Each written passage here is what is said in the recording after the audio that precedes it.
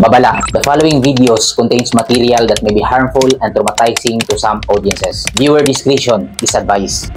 Isang kaibigan ang nakapanayam natin at binigyan tayo ng pahintulot na i-review ang CCTV kung saan may naganap na krimen at nangyari ito sa Dagupan, Pangasinan. Samahan niyo kong i-review ang CCTV ito. Alas 11 ng gabi pumasok itong dalawang lalaking ito na nagngangalang Regan E. Benyas at Jacob Juanites nang walang kahirap-hirap na pumasok ng pinto.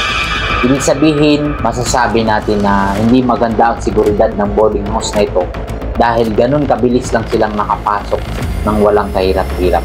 Actually, ang nakikita natin, merong tatlong natutulog. Itong magkatabi at itong sa may electric fan na nakikita natin. Pero actually, meron pang isa na pang-apat na kasamang natutulog na nasa ilalim ng double deck na ito, na kung saan ito ang kapatid ng nakapanayam nating kaibigan. Base sa impormasyon ng kaanak ng biktima na siyang nakapanayam natin, na itong nanloob at itong mga natutulog na ito ay magkakasama pala sa trabaho. Base sa kaanak ng biktima ay naglabas sila ng gabing ito.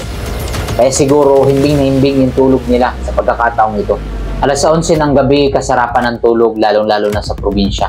Makikita nyo na nag-iikot-ikot pa sila sa paligid.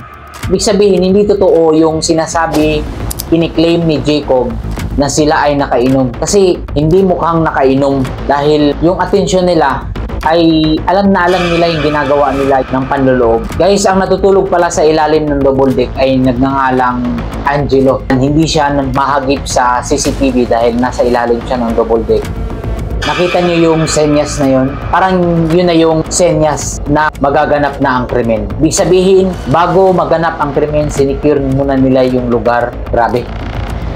Bago kayo tuloy guys, nakakatakot yung gagawin nila. Galaw pa lang, masasabi niyong gigil na gigil. Masasabi niyong may balak talaga.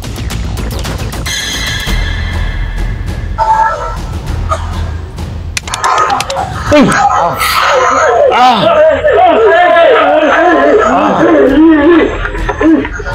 Grabe eh.